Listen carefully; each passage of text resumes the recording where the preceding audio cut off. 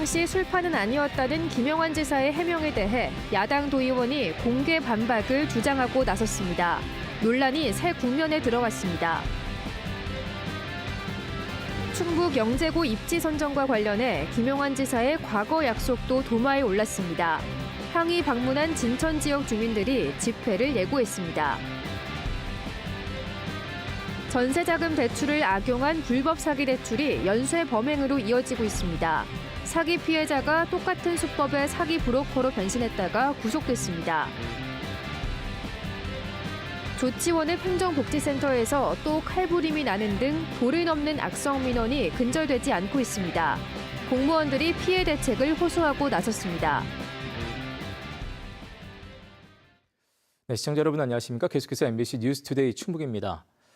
김영환 지사의 산불 술자리 논란이 계속되고 있습니다. 김영환 지사가 폭탄주를 20잔 넘게 마시고 노래까지 불렀다는 주장이 나왔고, 이에 김 지사는 한두 잔 정도 마셨다면서 법적 대응에 나서겠다고 반박했습니다.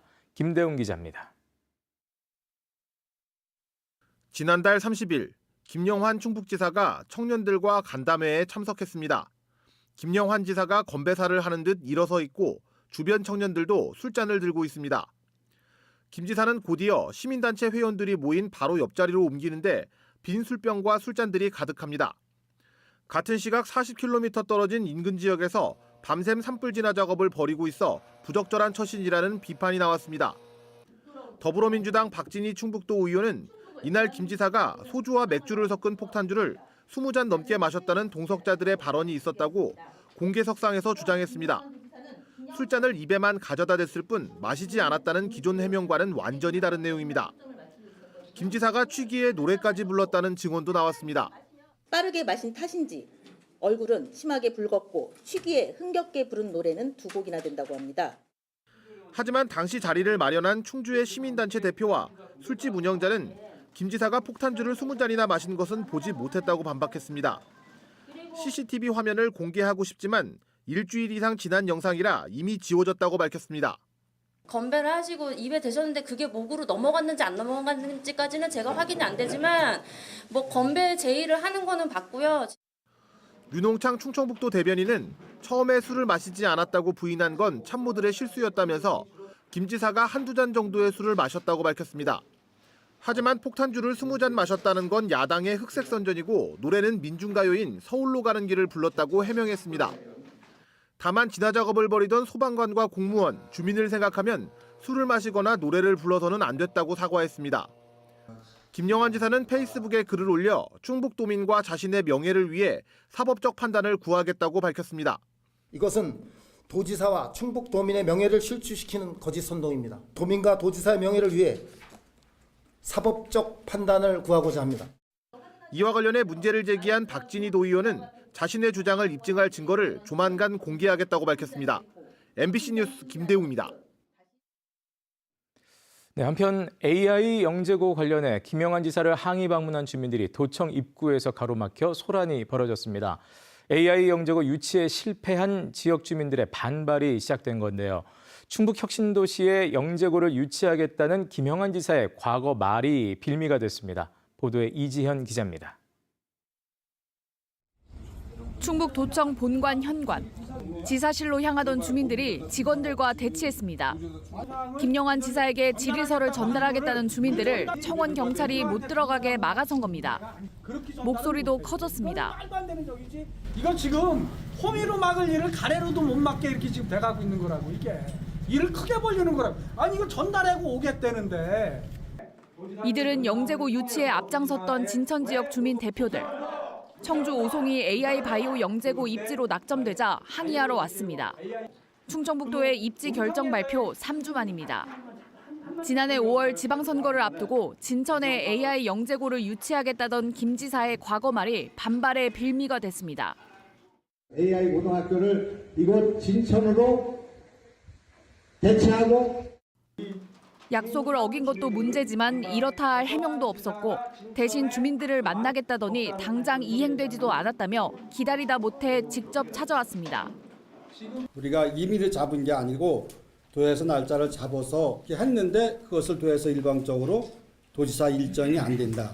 그렇기 때문에 취소가 된 것이고 청주 오송이라는 공식 발표와 달리 최근에는 확정된 것도 아니라는 김 지사의 헷갈리는 말도 문제 삼았습니다.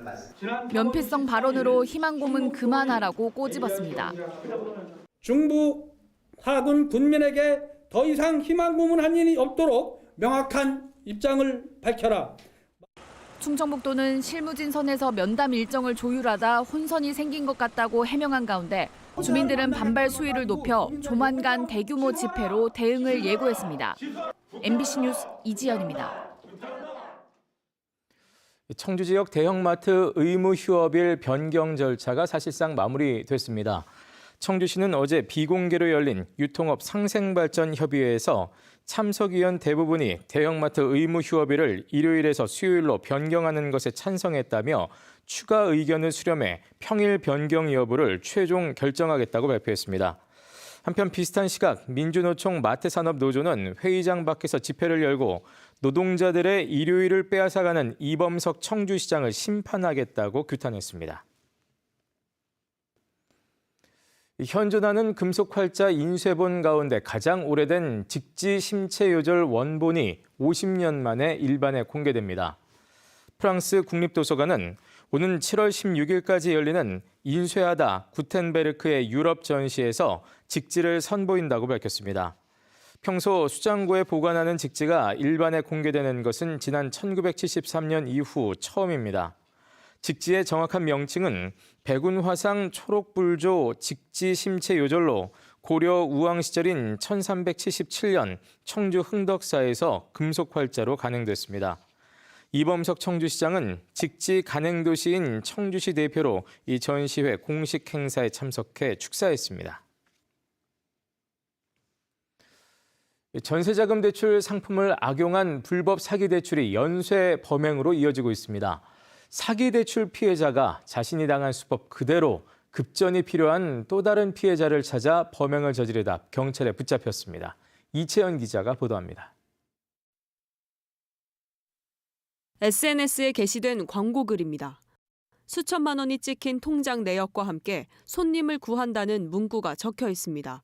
급한 돈이 필요한 사람들에게 대출을 받게 해준다는 내용입니다. 도박으로 급전이 필요했던 한 청년은 혹시나 하고 연락을 했다가 약 2주 만에 1,000여만 원 정도 목돈을 손에 쥐었습니다. 그런데 자신 명의로 실제 이뤄진 대출은 1억 원. 나머지는 대출에 관여한 사람들이 나눠 챙겨 더 큰 빚만 떠안게 됐습니다. 이자를 6개월만 내고 신용불량자 신세가 되면 나머지 돈에 대해선 책임질 게 없다. 그렇게 속였고 허위 전세 계약을 이용한 전세 자금 대출 사기였습니다. 허위 전세 계약서를 만든 뒤 계약서상 임차인인 이 청년 명의로 전세 자금 대출을 받아 범행을 주도한 브로커 그리고 계약서상 임대인과 돈을 나눈 겁니다. 신용불량자가 되면 안 갚아도 된다는 브로커 말에 눈이 멀었습니다. 정상 임대인, 공인중개사, 임차인까지 모두가 짜고 대출 계약을 이제 신청을 한다면 은행 입장에서는 허위 계약으로 판정하기는 어려움이 있을 것으로. 잘못인 줄 알고 범행에 가담했던 청년의 신고로 20대 브로커는 구속됐습니다. 경찰은 잠복 수사를 벌인 끝에 청주의 한 지인 집에 숨어있던 브로커를 6개월 만에 검거했습니다. 경찰 조사 결과 구속된 20대도 처음엔 불법 대출에 먹잇감이 됐다가 똑같은 수법으로 범행을 주도하는 브로커가 됐습니다. 전세 대출이 너무 쉽게 나온다는 점을 알았고 이제 그거를 자기도 그런 수법을 다른 돈이 필요한 친구들에게 그걸 써먹어야 되겠다. 경찰은 이번 사건 외에도 이들 일당이 벌인 여죄 4건에 가담한 인원만 10명이 넘는 것으로 보고 수사를 확대하고 있습니다. MBC 뉴스 이채연입니다. 최근 행정복지센터에서 민원인이 욕설을 하며 난동을 부리고 공무원을 폭행하는 일이 잇따르고 있습니다. 도내 시군 공무원 노조가 이에 공동 대응에 나서 민원인 폭행을 막을 보호 대책을 요구하고 나섰습니다. 김은초 기자입니다. 행정복지센터에서 한 남성이 손가락질을 하며 화를 내기 시작합니다. 잠시 돌아서는가 싶더니 말리러 다가온 직원 목을 강하게 밀쳐버립니다. 이 60대 남성은 다른 사람의 서류를 대신 받으러 왔다가 규정상 발급이 안 된다는 말에 난동을 피운 겁니다. 직원들을 향해 욕설까지 퍼부었는데 앞서 술을 마신 상태였습니다.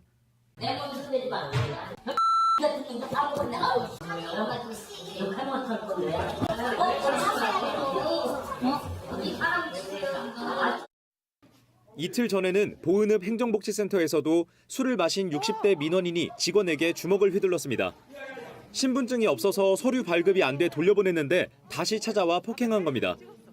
실내에서 담배를 피우기까지 했던 이 60대는 결국 구속돼 검찰에 넘겨졌습니다.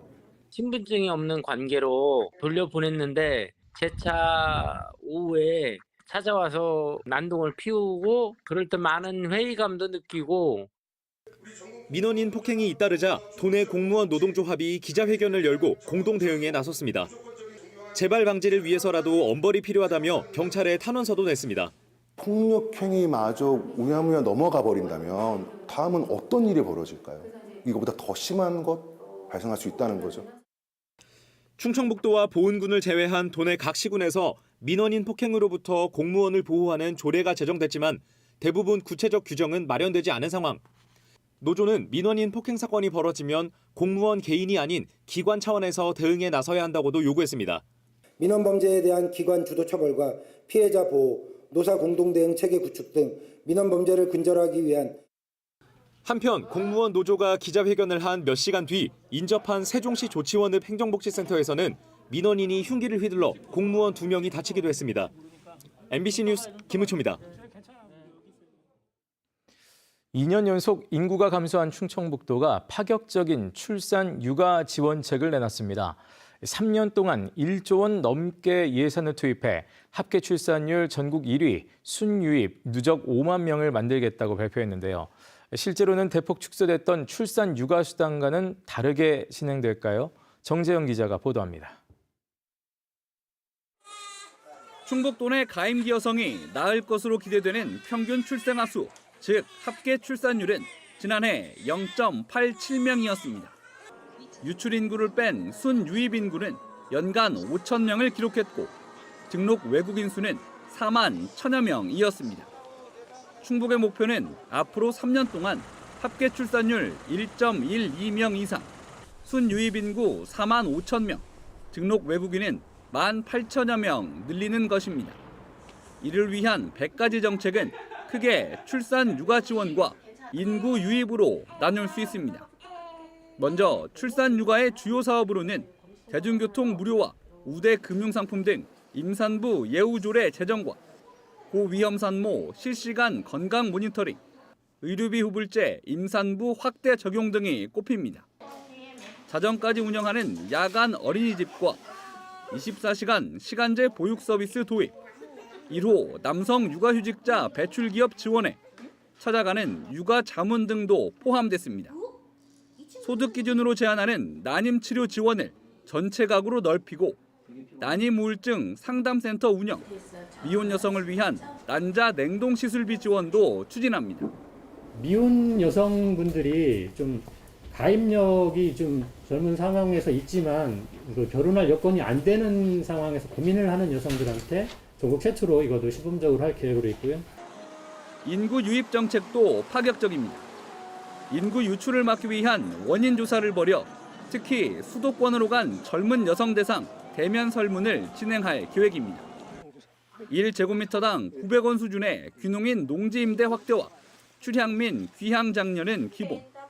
외국인 유치로 인구와 출생을 동시에 늘리기 위해 당장 올해부터 거주 중인 외국인 대상 실태 조사도 실시합니다.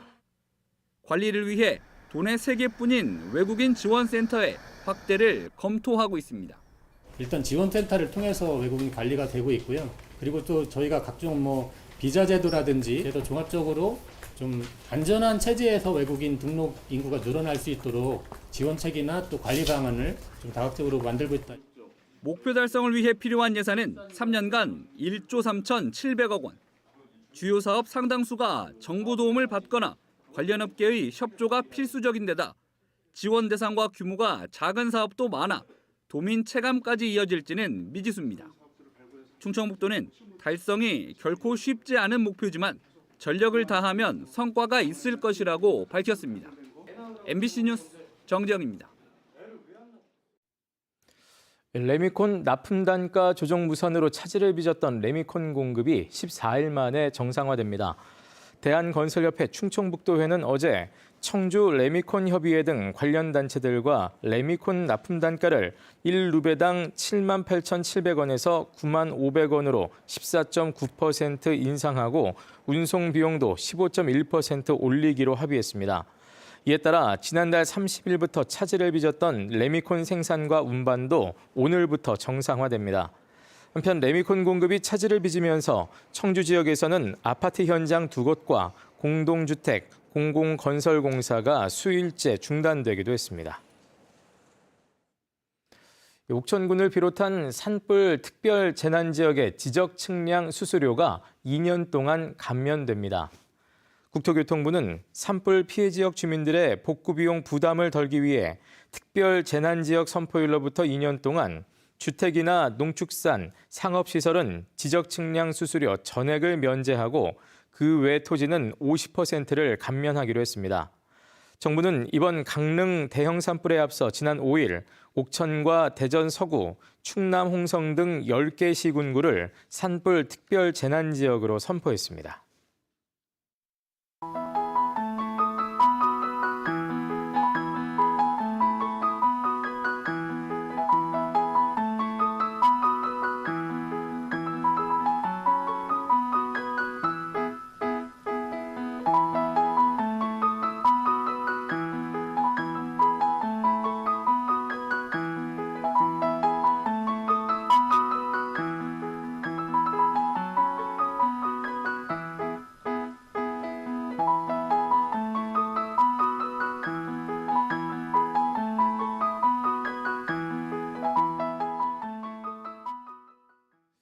상습 음주 운전자들이 잇따라 구속돼 검찰에 넘겨졌습니다. 제천경찰서는 과거 2차례 음주운전 전력으로 벌금형을 선고받고 면허가 취소된 상태에서 지난해 6월 제천에서 교통사고를 내고 잠적했던 30대 운전자를 지난달 구속해 검찰에 넘겼습니다. 제천경찰은 또 4번째 음주운전이 적발된 50대도 구속해 검찰에 송치했습니다. 괴산의 한 야산에서 훈련 중이던 군인이 엽사가 쏜 총탄에 맞아 다쳤습니다.